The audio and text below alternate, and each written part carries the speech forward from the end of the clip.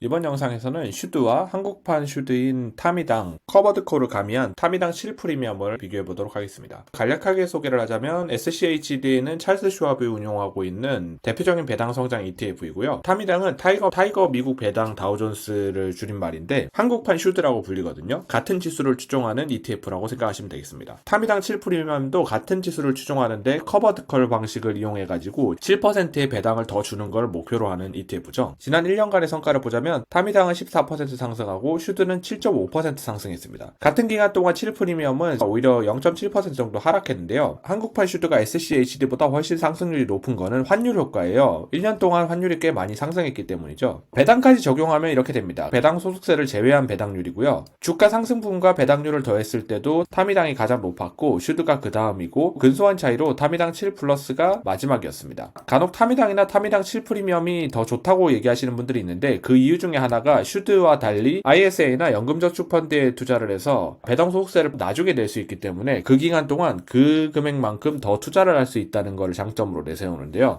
한국 ETF는 배당 소득세를 떼지 않았다고 가정했을 때도 역시나 타미당 7 프리미엄은 슈드를 넘지 못하는 모습을 보이고 있습니다. 이 성과만 보면 아시겠지만 ISA나 연금저축펀드에서 투자를 만약 하신다면 그냥 타이거 미국 배당 다우존스를 투자하시는 게 더 좋을 것 같고요. 만약 환율 효과가 빠진다고 해도 보수 차이가 좀 있긴 하지만 슈드 정도의 성과는 보여줄 거라고 생각해서 장기간 투자하실 때 이 상품을 투자하시는 게 더 좋지 않을까 싶습니다. 그리고 7 프리미엄을 얘기하기 전에 커버드콜에 대해서 잠깐 얘기를 해보자면요. 주식을 매수하는 동시에 콜옵션을 매도하는 방식인데요. 예를 들어서 현재 가격이 10,000원인데 12,000원이 되면 10,000원에 살 수 있는 기회를 줄게 라고 콜옵션을 만든 다음에 매도하게 되는데 만약에 행사가 되면 2,000원을 벌 수 있잖아요. 50원, 100원 이런 식으로 프리미엄을 받고 팔아서 모아서 배당금을 추가로 해주게 되는 거죠. 행사 가격 이하까지만 올라갈 때는 주가 상승분이 그대로 반영이 되거든요. 주가가 더 크게 올라가 버리게 되면은 그 이상 상승한 부분은 수익이 되지가 않기 때문에 오히려 그냥 주식을 가지고 있는 것보다 손해를 보게 됩니다. 커버드콜 방식은 하락은 그대로 반영을 하고 상승은 막힌 구조이기 때문에 장기적으로 투자하는 게 별로라는 얘기가 많이 나오는 거거든요. 이런 특성 때문에 대체적으로 커버드콜은 적당히 하락할 때가 가장 좋습니다. 타미당 7 프리미엄 같은 경우에도 배당률이 10% 정도 되니까 슈드가 한 3% 정도 빠진다고 했을 때 타미당 7 프리미엄도 3% 주가가 하락했겠지만 슈드보다 6% 이상 배당금이 더 높기 때문에